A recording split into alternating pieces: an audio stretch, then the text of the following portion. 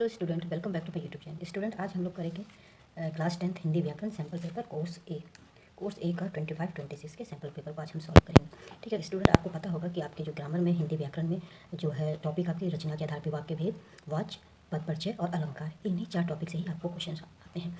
तो हम इस क्वेश्चन को सॉल्व करेंगे, साथ ही साथ इससे संबंधित जो भी हमारे टॉपिक है उसके कॉन्सेप्ट को भी हम क्लियर करते जाएंगे, ताकि हमको किसी भी तरह का वाक़ा है तो हम उसको आसानी से हल कर सकें। ठीक है, सबसे पहला क्वेश्चन हमारा है कि निर्देश अनुसार रचना के आधार पर वाक्य भेद पर आधारित 5 प्रश्नों में से किन्हीं 4 प्रश्नों के उत्तर दीजिए। अब यहाँ पे देखिए, रचना के आधार पे आपको वाक्य भेद पूछे जा रहे हैं। हमको पता है कि रचना के आधार पे वाक्य 3 भेद होते हैं, सरल, संयुक्त और मिश्र वाक्य होते हैं। ठीक है, तो जितने भी तरह के वाक्य होते हैं इस क्वेश्चन के माध्यम से ही हम उसके कॉन्सेप्ट को क्लियर करेंगे, समझेंगे। ठीक है, पहला है हमारा, नवाब साहब ने तौलिया झाड़ा और सांप ने बिछा दिया। अब इसमें क्या करना है, आपको सरल वाक्य में बदलना है। ठीक है, सरल वाक्य में बदलने के लिए सबसे इंपॉर्टेंट चीज़ होती है इसमें कि एक उद्देश्य होता है और एक ध्यय होता है, यानी कि एक कर्ता होता है और एक क्रिया होता है। इसी से इस सरल वाक्य को परिवर्तित किया जाता है, यानी कि सरल वाक्य में बनाया जाता है। तो हम इसको कैसे बनाएंगे, नवाब साहब ने तौलिया झाड़कर सामने बिछा दिया। नवाब साहब क्या हो गया आपके, ये हो गया आपके उद्देश्य यानी कि कर्ता, और तौलिया झाड़कर सामने बिछा दिया, ये आपका क्या हो गया, विधेय यानी क्रिया। ठीक है, तो इस तरह हमारा क्या हो गया, ये सरल वाक्य में परिवर्तित हो गया। सरल वाक्य में परिवर्तित, बस हमको यही दोनों चीज़ चाहिए होती हैं, इसमें किसी भी तरह का योजक पद, योजक चिन्ह, ये सबका प्रयोग नहीं होता। दूसरे में आएंगे ख में, दूसरा वाक्य हमारा, हवलदार साहब को उधर से गुजरते समय मूर्ति में कुछ अंदर दिखाई दिया। इसको आपको किस में बदलना है, मिश्र वाक्य में बदलना है। अब देखिए स्टूडेंट, मिश्र वाक्य में बदलने के लिए हमें ये समझना होगा कि को बदलते समय हमें किस किस नियम का ध्यान रखना चाहिए या किस किस नियम का पालन करना चाहिए। पहले हमने जब इस वाक्य को समझा था, डिटेल में जब हमने पढ़ा था, तो मिश्र वाक्य को बदलने के लिए हमने एक फॉर्मूला तैयार किया था, जैसे कि ज की यदि। ठीक है, ज की यदि, इस फॉर्मूला को हमको ध्यान में रखना होगा। हमने क्या बताया था, ज में जो होता है, ज से के सारे रूप होते हैं। ठीक है, जैसे कि जिसके, की, जिनके, जिससे, जिन्होंने, जब जब, जहाँ जहाँ, तब तब, जैसे ही, वैसे ही, इस तरह के ज से संबंधित जितने रूप होते हैं ज के, वो सारे ज में शामिल होते हैं। की में आता है कि, क्योंकि, ताकि। ठीक है, यदि में आपके आते हैं जोड़े वाले शब्द, जैसे कि अगर तो अगर डैश तो। ठीक है, यद्यपि डैश डैश डैश, तथापि, चूंकि डैश डैश डैश, इसीलिए, और जैसे ही डैश डैश डैश, वैसे ही, ज्यों ही डैश डैश डैश, त्यों ही, जबकि डैश डैश डैश, फिर भी। तो इस तरह के जो वाक्य शब्द आते हैं वो सारे यदि में होते हैं। तो इसी को हमको ध्यान में रख करके मिश्रित वाक्य में बदलेंगे। अब इसका उत्तर क्या हो जाएगा, जब। अब यहाँ पे देखिए, जब यानी कि हमने जब वाला रूप लिया है। जब हवलदार साहब दर से गुजरे तब उन्हें मूर्ति में कुछ अंतर दिखाई दिए, यानी कि इसमें आ जाता है। अभी हमने क्या पढ़ा, ये जोड़े वाले शब्द जो मैंने बोले थे, जब डैश डैश डैश तब। ठीक है, जब डैश डैश डैश तब, तो ये इस वाक्य से हमने इसको परिवर्तित किया। अब इसमें हमने जब वाला रूप इसमें नहीं हो पा रहा, क्यों, क्योंकि जब में जो होता है, जब तक होता है, जिसके होता है, तो इसमें क्या होता है, ये आपका डैश डैश वाले में नहीं आएगा, वो सिर्फ जब वाला रूप कहीं भी एक लग करके मिश्रित वाक्य को कंप्लीट करेगा। ठीक है, नेक्स्ट हम आते हैं तीसरे में, मुन्नू के एक इशारे पर लड़कियां कक्षा से बाहर निकलकर नारे लगाने लगी। इसको किस में परिवर्तित करना है, संयुक्त वाक्य में परिवर्तित करना है। संयुक्त वाक्य में परिवर्तित करने के लिए हमको योजक पदों का ध्यान में रखना होगा, क्योंकि संयुक्त वाक्य हमें हमेशा योजक पदों के माध्यम से ही परिवर्तित होता है। ठीक है, अब यहाँ पे योजक पद कौन कौन से होते हैं, अथवा, एक हो गया अथवा, और, या, किंतु, परंतु, इसलिए, ये सारे शब्द जो हैं वो योजक पद होते हैं, इन्हीं के माध्यम से ही वो संयुक्त वाक्य में परिवर्तित होते हैं। अब हम इसको कैसे परिवर्तित करेंगे संयुक्त वाक्य में, मुन्नू के एक इशारे पर लड़कियां कक्षा से बाहर निकली और नारे लगाने लगी। जो और जो ये है आपका योजक पद, इस माध्यम से ये संयुक्त वाक्य बनाया गया है। ठीक है, आगे बढ़ते हैं। हमारा कार्तिक आया नहीं कि बाल गोविंद भगत की प्रभातियाँ शुरू हो गई। अब इसको क्या बोला गया है कि रचना की दृष्टि से वाक्य भेद बताइए। रचना की दृष्टि से हमको पता है कि 3 ही तरह के वाक्य होते हैं, ये तीनों में से कौन सा वाक्य है, इसी को आपको बताना है। तो यहाँ पे देखिए, कार्तिक आया नहीं की लगा है। हमने जब मिश्रित वाक्य पढ़ा था तो उसमें हमने एक फॉर्मूला पढ़ा था, ज, की, ताकि। ठीक है, तो ये की वाला ये यही है, तो इसको देख करके हम आसानी से पहचान सकते हैं कि ये मिश्र वाक्य है। ठीक है, आगे बढ़ते हैं। सबसे बड़ी बात है कि काशी के पास उस्ताद बिस्मिल्लाह खान जैसे नायाब हीरा रहा है। अब इसको क्या करना है, रेखांकित उपवाक्य का भेद लिखिए। यहाँ से लेकर के काशी के पास, यहाँ से लेकर के नायाब हीरा रहा है, ये इसमें अंडरलाइन है ये। ठीक है, ये रेखांकित, आपको इसी में बताना है कि ये किस तरह का उपवाक्य है। तो ये आपका हो जाएगा संज्ञा उपवाक्य। मैंने आपको उपवाक्य से संबंधित एक वीडियो दिया था जिसमें मैंने सारे उपवाक्य का जिक्र किया है, फिर भी मैं इसके बारे में थोड़ा सा आपको बता देती हूँ। स्टूडेंट ये आपके मिश्र वाक्य में के ही अंतर्गत आता है। मिश्र वाक्य के 2 भेद होते हैं, इसी के अंतर्गत आता है, एक प्रधान और एक आश्रित उपवाक। तो आश्रित उपवाक के अंतर्गत ये आपका संज्ञा उपवाक आता है। तो संज्ञा उपवाक के बारे में हम थोड़ा सा समझ लेते हैं। संज्ञा उपवाक को जो पहचानना होता है उसमें सबसे बड़ी पहचान है यहाँ पे ये की का होना, यानी कि जो भी आपको वाक अंडरलाइन किया हुआ है, यानी कि इसमें आप देख सकते हैं काशी से लेकर के नया भीरा तक अंडरलाइन किया, उसके पहले, ठीक है ना, इसमें जो होता है उपवाक के पहले, ये जो आपका उपवाक है इससे पहले अगर की आता है तो ये होता है हमारा संज्ञा उपवाक। ठीक है, ये संज्ञा उपवाक होता है। ठीक है, संज्ञा उपवाक की पहचान एक और है कि इसमें कभी भी इसीलिए के साथ की का प्रयोग नहीं होता है। ठीक है, जब इसीलिए वाक में आता है उसके बाद आपका ये की आता है तो इसका मतलब वो संज्ञा उपवाक नहीं होता है, तब उसका अर्थ कुछ और हो जाता है। तो यहाँ पे आपको एक यही पहचान है संज्ञा उपवाक की कि उस उपवाक में उपवाक जो होता है उससे पहले या पूर्व, ठीक है, पहले यानी कि इस उपवाक से पहले आपका की होना चाहिए। ठीक है, इस की के साथ कभी भी इसीलिए का प्रयोग नहीं होना चाहिए। ठीक है, तो इसका डिटेल के लिए आप मेरा उपवाक वाला वीडियो को आप उसको समझ सकते हैं। आगे बढ़ते हैं नेक्स्ट क्वेश्चन की ओर। हम नेक्स्ट क्वेश्चन है हमारे निर्देशानुसार वाच्य पर आधारित 5 प्रश्नों में से किन्हीं 4 प्रश्नों के उत्तर दीजिए। अब यहाँ पे वाच्य संबंधित आपके प्रश्न है, उसी से आपको उत्तर देना। पहला है हमारा पदों ने भगत की दुनियादारी से निवृत्त कर दिया था। अब यहाँ पे आपको कर्म वाच्य में इसको बदलना है। तो हमको मालूम है कि कर्म वाच्य में बदलते समय कर्ता के साथ यहाँ पे कर्ता के साथ से, द्वारा और के द्वारा का प्रयोग किया जाता है, यानी कि इन तीनों माध्यम में इसको परिवर्तित करते हैं। कैसे हम परिवर्तित करेंगे? पुतहु द्वारा हमने क्या जोड़ा, ये कर्ता हो गया हमारा, ये हमारा कर्ता हो गया, कर्ता के साथ हमने द्वारा जोड़ा, पतों द्वारा भगत को दुनियादारी से निवृत्त कर दिया। तो इस तरह हमारा क्या हो गया, ये वाच हमारा परिवर्तित हो गया। ठीक है, नेक्स्ट हम पढ़ते हैं नवाब साहब द्वारा खीरा पर मसाला छिड़का गया। ठीक है, अब इसको कृतवाक में आपको परिवर्तित करना है। अब यहाँ पे देखिए कृतवाक में परिवर्तित करते समय हमको ध्यान में रखना पड़ता है कि कर्ता के साथ हमेशा ने जुड़ा हुआ होता है, यानी कि हमको ने जोड़ना है इसमें। जब आप परिवर्तित करेंगे तो ये जो ने है हमको इसको जोड़ना पड़ेगा। कैसे हम परिवर्तित करेंगे कि नवाब साहब ने, यहाँ पे द्वारा हटा देंगे, नवाब साहब ने खीरा पर मसाला छिड़का। ठीक है, यहाँ पे छिड़का, इस तरह हमारी यहाँ पे क्रिया में भी परिवर्तित हो गया। तो इस तरह हमारा क्या किया, इस तरह हमने कृतवाक में इसको परिवर्तित कर दिया। आगे बढ़ते हैं, आओ पेड़ की छाया में बैठा जाए।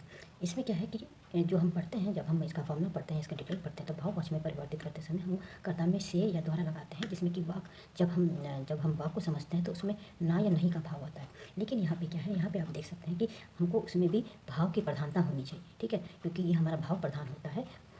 इसमें हमको जब हम परिवर्तित करते हैं इस वाक्यों को, तो इसमें देखिए, इसको जब हम परिवर्तित करेंगे कि आओ पेड़ की छाया में बैठें, तो यहाँ पे हमारे पास कर्ता भी है नहीं, कोई स्पष्ट रूप से नहीं है। तो यहाँ पे हमने कैसे बना, आओ पेड़ की छाया में बैठा जाए, क्योंकि यहाँ पे इस वाक्य में सबसे महत्वपूर्ण चीज़ होती है भाव। आपका भाव आना चाहिए। ठीक है, तो वहाँ पे आपके कर्ता के साथ ये फॉर्मूला फिट नहीं बैठेगा। ठीक है, तो इसमें हम जब भी हम वाक्य को परिवर्तित करते हैं भाववाचक में, तो इसमें हमको भाव की ही प्रधानता को ध्यान में रखते हुए ही परिवर्तित करना चाहिए। आगे बढ़ते हैं, उससे यह काम नहीं हो सकता। इसको हमको कृतवाक में परिवर्तित करना है। कृतवाक में परिवर्तित करने के लिए हमको कर्ता महत्वपूर्ण होता है, क्योंकि उस वाक्य में कर्ता पर ही का ही सीधा संबंध होता है, और इसमें कर्ता के साथ ना भी होता है। ठीक है, ये ना विभक्ति भी होती है, लेकिन हमको यहाँ पे देखना पड़ेगा कि हम इसको कैसे परिवर्तित करेंगे। यहाँ क्वेश्चन है मुझसे, ठीक है ना, मुझसे, तो हम इसको जब परिवर्तित करेंगे कित में, यानी कि कर्ता हमारा प्रधान होता है इसमें, तो मैं यहाँ पे हो जाएगा मैं। ठीक है, मैं यह काम नहीं कर सकता। ठीक है, मैं यह काम नहीं कर सकता, क्योंकि इस वाक्य में जो है लिंग, वचन, काल, कारक इस सब का इस समय भी परिवर्तित हो जाता है। तो इसको ध्यान में रखते हुए ही हम इस वाक्य को परिवर्तित करेंगे। आगे बढ़ते हैं, नेक्स्ट है उद्धव द्वारा ज्ञान का उपदेश दिया गया। ठीक है, आपको क्या प्रश्न किया जा रहा है कि वाच पहचान कर भेद बताइए। ठीक है, वाच हमको पहचानना है, तो इसमें क्या, उद्धव द्वारा ज्ञान का उपदेश दिया गया है, यानी कि ये हमारा सीधा कर्मवाच हो जाएगा। ठीक है, कर्मवाच में ही हमने क्या पढ़ा था कि कर्मवाच है, कर्मवाच में हमने पढ़ा था कि कर्ता के साथ से, द्वारा या के द्वारा, ठीक है, इसका प्रयोग होता है। तो यहाँ पे हमारा द्वारा रहा है, तो इससे स्पष्ट है कि ये हमारा कर्मवाच्य है। आगे बढ़ते हैं कि निर्देशक के अनुसार पद परिचय पर आधारित 5 प्रश्नों में से किन्हीं 4 प्रश्नों के रेखांकित पदों का पद परिचय दीजिए। ठीक है, अब हम समझते हैं कि पहले कि पद परिचय क्या है। ठीक है, पद परिचय मतलब होता है, इसका अर्थ होता है कि इस पद का जो भी शब्द है, ठीक है, वो शब्द ही वो पद होता है, उस शब्द का क्या परिचय है, यानी कि व्याकरण के अनुसार वो संज्ञा है, उसके कौन सा भेद है संज्ञा का, या सर्वनाम है, या फिर सर्वनाम का कौन सा भेद है, वो लिंग है किस तरह का है, स्त्रीलिंग है या पुरुषलिंग है, एक वचन है, बहुवचन है। ठीक है, तो उसका इस तरह का हमको पूरा परिचय देना है। उसके कारक क्या है, ये सारे को ध्यान में रख के ही उस पद का, उस शब्द का हमको परिचय देना है व्याकरण के अनुसार।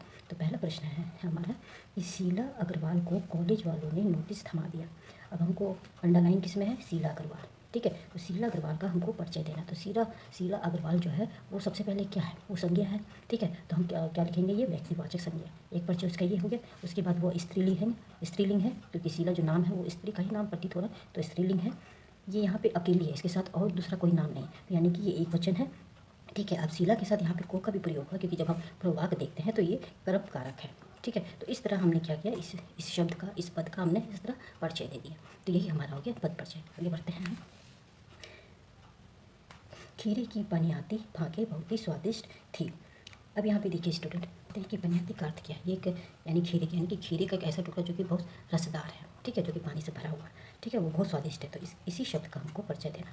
इसका अर्थ हम समझ गए। सबसे पहले हम इसका क्या परिचय देंगे, ये गुणवाचक विशेषण है, ठीक है, क्योंकि विशेषता बता रहा है किसकी, खीरा की विशेषता बता रहा है कि ये पानी से भरा रसदार एक टुकड़ा है खीरा का, ठीक है। ये हो गया हमारा। दूसरा आता है विषय फाँक, यानी कि जो फाँक है ये पनियाती है, जो रसदार है, जिसका हमने अर्थ है ये क्या है, ये खीरे का फाँकी है, यानी इसका एक टुकड़ा ही है, ठीक है। उस प्रकार यहाँ पे फाँके हैं, तो ये आपका क्या हो गया, बहुवचन हो गया। तो यानी कि खीरे के जो टुकड़े हैं, बहुत सारे टुकड़े, तो उसका क्या हो गया, ये बहुवचन हो गया। तो इस तरह हमने इसका ये परिचय दे दिया। आगे बढ़ते हैं। शुक्ल पक्ष में चांद निरंतर बढ़ता है, ठीक है। अब हमको बढ़ता है का परिचय देना है। अब यहाँ बढ़ता है का क्या है, ये हमारा कर्मक क्रिया है, ठीक है, ये क्रिया है। हमको पता है कि बढ़ता है ये क्रिया है, ठीक है। किस तरह का क्रिया है, तो कर्मक क्रिया है, ठीक है। आगे बढ़ते हैं। अब इस पूरे वाक्य को हम जब पढ़ते हैं तो हमको समझ में आता है कि ये वर्तमान काल का है, ठीक है। उस तरह हमने उसका परिचय दे दिया क्योंकि ये यहाँ पे जो है ये हमको क्या, किसका संकेत दे रहा है, ये हमको संकेत दे रहा है वर्तमान काल का, ठीक है। उसके बाद ये यहाँ पे जो है ये एक वचन का भाव आ रहा है इसमें बहुत सारे कुछ ऐसे वाक्य नहीं है जिससे कि बहुत सारी चीज़ों का प्रतीक हो रहा है। ये सिर्फ एक वचन का ही ये प्रतीत हो रहा है, संकेत दे रहा है, और ये भी इसमें यहाँ पे पुल्लिंग है ये, ठीक है। इस तरह हमने इसका परिचय दे दिया। आगे हम बढ़ते हैं। ये उंगलियाँ खजड़ी पर लगातार चल रही थी। ये एक खजड़ी जो होता है ये एक तरह का यंत्र होता है, बजाने वाला यंत्र होता है, ठीक है। लेकिन हमको यहाँ पे परिचय देना है उंगलियों का, ठीक है। इसका परिचय नहीं देना, यहाँ उंगलियों में अंडरलाइन है, इसका परिचय हमको देना। तो हम उंगली का परिचय कैसे देंगे, ये हमारा क्या हो गया, रीतिवाचक क्रिया है, ठीक है। ये क्रिया का ही भाग है, ये रीतिवाचक क्रिया है, ठीक है। ऊपर से ये क्या हमारा विशेषण है। तो इस तरह हम खाली उसका परिचय दे देंगे, ठीक है। इसमें और कुछ हमको बताना नहीं है, स्त्रीलिंग पुल्लिंग इसमें नहीं आ रहा है। शब्द या पद में ऐसे ही उसके परिचय देना है जो उससे संबंधित होता है, ठीक है। आगे बढ़ते हैं। शाबाश, तुमने कितना अच्छा कार्य किया। अब यहाँ पे हमारा जो अंडरलाइन है शाबाश में है, ठीक है। तो शाबाश में हमको इसका परिचय देना। तो हम कैसे परिचय देंगे, जो शाबाश शब्द है ये एक तरह का ये अव्ययी शब्द होता है, ठीक है, जो कि विस्मय आदि बोधक अव्यय होता है। यानी कि शाबाश, हम किसी की प्रशंसा कर रहे हैं, तो ये क्या हो गया, प्रशंसा सूचक भी है। तो इस तरह इसका परिचय हो गया। आगे हम बढ़ते हैं। निर्देशानुसार अलंकार पर आधारित 5 प्रश्नों में से किन्हीं 4 प्रश्नों के रेखांकित का पंक्तियों में अलंकार पहचान कर लिखिए, ठीक है। अंडरलाइन किए गए हैं कुछ वाक्य पंक्तियों में, ठीक है। उसमें ही आपको पहचानना है कि वो किस तरह का अलंकार है। पहला है हमारा प्रीत नदी में पाँव ना बो, ठीक है। अब यहाँ पे आपको किस में अंडरलाइन किया गया, प्रीत नदी में आपको बताना है कि ये किस प्रकार का अलंकार है। अब यहाँ पे देखिए ये जो प्रेम है उसको नदी के रूप में यहाँ पे प्रस्तुत किया गया है, ठीक है। यानी कि प्रेम रूपी नदी में पाँव मत डुबाई, ऐसे करके ये आपका व्याख्या होगा। तो हमको व्याख्या नहीं समझना है, हमको अलंकार बताना है। तो यहाँ पे हमारा रूपक अलंकार होगा। क्यों हमारा यहाँ पे रूपक अलंकार होगा, क्योंकि हमने पढ़ा है कि रूपक अलंकार में दो विभिन्न वस्तुओं की समान गुणों के आधार पर तुलना की जाती है। और उसमें एक पहचानने का एक महत्वपूर्ण तरीका ये भी है कि उसमें ये योजक जो चिन्ह है ये भी उसमें होता ही है, ठीक है। योजक चिन्ह रूपक अलंकार में होता ही है, क्योंकि इससे ही हम एक दूसरे की तुलना कर, यानी प्रेम रूपी नदी, यहाँ पे तुलना का भाव आ रहा है। तो इस दृष्टि से ये हमारा रूपक अलंकार हो गया, ठीक है। आगे बढ़ते हैं हम। कुलिस समवचन तुम्हारा, व्यर्थ धनु बाण कुठरा। अब यहाँ पे हमको जो बताना है इसमें किस तरह का अलंकार है। अब यहाँ पे देखिए स्टूडेंट, यहाँ पे जो हमने अब इस पंक्ति में क्या है स्टूडेंट, ये एक परशुराम का जो वचन है वो एक ब्रज के समान लग रहा है, प्रतीत हो रहा है, इस तरह का कुछ इसकी व्याख्या है। तो हमको यहाँ पे बताना है सिर्फ कि यहाँ पे अलंकार कौन सा, इस अंडरलाइन वाले काव्य पंक्तियों में। तो यहाँ पे ये रूपक अलंकार हो जाएगा। यहाँ पे रूपक अलंकार क्यों हो जाएगा, क्योंकि रूपक अलंकार में भी क्या है कि एक वस्तु की तुलना हम दूसरे वस्तु से करते हैं समान गुण के आधार पर, उसकी प्रकृति के आधार पर, और इसमें भी ये योजक चिन्ह का प्रयोग किया जाता है। यानी कि ये उपमा अलंकार में भी योजक चिन्ह का प्रयोग होता है। लेकिन इसमें इसको हम पहचानेंगे कैसे, क्योंकि यहाँ पे जो है इस उपमा अलंकार में देखिए सम, सा, से, शरीर, सरस, समान, इस तरह के जब आते हैं, इस तरह के जो आप कह सकते हैं कि शब्द जो आते हैं, इससे हम पहचानते हैं क्योंकि उसके समान, ठीक है, उस कोई भी वस्तु है उसके समान है वो, ठीक है, किसी दूसरे वस्तु के समान। तो यहाँ पे जो समानता का भाव होता है वो यहाँ पे आता है, लेकिन इसमें भी योजक चिन्ह होता है और हमने रूपक अलंकार में भी पढ़ा था कि इसमें योजक चिन्ह होता है। तो इसमें हमारा जो अंतर यही है कि इसमें यहाँ पे देखिए आया है ना के समान, ठीक है ना, कि यानी कि परशुराम के वचन ब्रज के समान, कठोर वचन जो है ब्रज यानी कि के समान प्रतीत हो रहे हैं। तो यहाँ पे उसके समान, यहाँ पे सम जिस का पंक्ति में सम से सा समान इस तरह के जो शब्द आते हैं उसको हम उपमा अलंकार में रखते हैं। और इसमें भी आपको योजक चिन्ह मिल सकता है, जैसे इन दोनों के बीच में अगर हम डैश डालते हैं तो वो योजक चिन्ह हो जाएगा। तो इस अलंकार में भी योजक चिन्ह का प्रयोग होता भी है और नहीं भी होता है, लेकिन इस तरह के जो शब्द होंगे वो जरूर से जरूर होंगे, ये इसकी पहचान है। ठीक है, आगे पर देखिए स्टूडेंट, मैंने इसमें अनुप्रास अलंकार भी दिया है। क्यों अनुप्रास अलंकार दिया है? क्योंकि आप नीचे वाले का पंक्ति में देखेंगे ध, ठीक है, इसका, और यहाँ ऊपर वाले में देखेंगे क, ये वर्णों की बार बार आवृत्ति हो रही है, यानी कि बार बार वो आ रहा है। लेकिन यहाँ पे हमको जो अंडरलाइन किए हुए काव्य पंक्तियाँ हैं वो यहाँ से लेकर यहाँ तक है, जो कि कोई भी वर्ण आपस में बार बार नहीं आ रहा है। तो इसमें यहाँ पे रूपक अलंकार नहीं होगा, मैंने एक एग्जाम्पल के तौर पर आपको बताया है। ठीक है, आगे बढ़ते हैं हम। नेक्स्ट है, आगे नदियाँ पड़ी अपार, घोड़ा कैसे उतरे पार, राणा ने सोचा इस पार, तब तक चेतक था उस पार। अब यहाँ पे देखिए स्टूडेंट, ये हमारा अतिशयोक्ति अलंकार हो जाएगा, क्योंकि नीचे वाले लाइन हमारी क्या कह रही है कि राणा ने सोचा इस पार, तब तक चेतक था उस पार। चेतक जो है राणा के घोड़े का नाम है। ठीक है, तो इसमें क्या व्याख्या हो रही है कि राणा जब तक सोचता है तब तक उसका घोड़ा जो है नदी को पार कर चुका है, इस तरह के भाव है। तो ये एक तरह से अतिशयोक्ति होगी, यानी कि उस जो पंक्ति है उसको बहुत बढ़ा चढ़ा के क्योंकि हमने यहाँ पे सोचा तुरंत वो काम हो गया, परिणाम निकल आया, तो इस तरह संभव नहीं है। तो यहाँ पे क्या है, ये अतिशयोक्ति, यानी कि बहुत बढ़ा चढ़ा करके इसका वर्णन कर रहे हैं या व्याख्या कर रहे हैं। तो इस तरह ये क्या हो गया हमारा अतिशयोक्ति अलंकार। आगे बढ़ते हैं। नेक्स्ट है हमारा सिमटा हुआ संकुचित है हवा की थिरकन का। अब इसमें हमको बताना है ये किस तरह का अलंकार है। यहाँ पे देखिए मानवीय अलंकार होगा। क्यों यहाँ पे मानवीय अलंकार हुआ? क्योंकि सिमटा हुआ संकुचित है हवा की थिरकन का। यहाँ पे हवा आ रहा है। अब हमने मानवीय अलंकार में पढ़ा था कि कोई भी निजी जड़ वस्तु या फिर प्राकृतिक की कोई भी चीज़ों का हम मानवीय चेष्टा वाला व्यवहार दिखाते हैं। यहाँ जो हवा है ये संकुचित हो रहा है, उसकी थिरकन रुक गई है, यानी हवा को जो ये प्राकृतिक की जो ये हवा है, इसको हम क्या बोल रहे हैं, ये मानव के जैसे संकुचित हो रही है। ठीक है, उसकी जो थिरकन है वो कम हो रही है। तो यहाँ पे इसीलिए हमारा मानवीय अलंकार हो जाए, क्योंकि हवा की हम तुलना या उसकी समानता हम किससे कर रहे हैं, मानव के हाव भाव चेष्टाओं से। ठीक है, आगे बढ़ते हैं। सुनत जोगी लागत है ऐसे जो करुणाई करी। अब यहाँ पे हमको इसमें हमारा जो अलंकार है उत्प्रेक्षित अलंकार है। क्यों इसमें उत्प्रेक्षित अलंकार है? क्योंकि यहाँ पे जो है जो कृष्ण और गोपिया इसका जो व्याख्या है कृष्ण और गोपी के से संबंधित है, उसको बताया, गोपिका के भावों को इसमें दर्शाया गया है कि योगी जो है वो कड़वी खीरे के जैसे लगती है और कृष्ण का जो प्रेम है वो मिठास देता है, मिठास अनुभव कराता है। इसी तरह का ये हमारा है। तो इसमें क्या हमने पढ़ा था, उत्प्रेक्षित अलंकार में अलंकार का अर्थ ही होता है कि संभावना या कल्पना, यानी हम मान रहे हैं।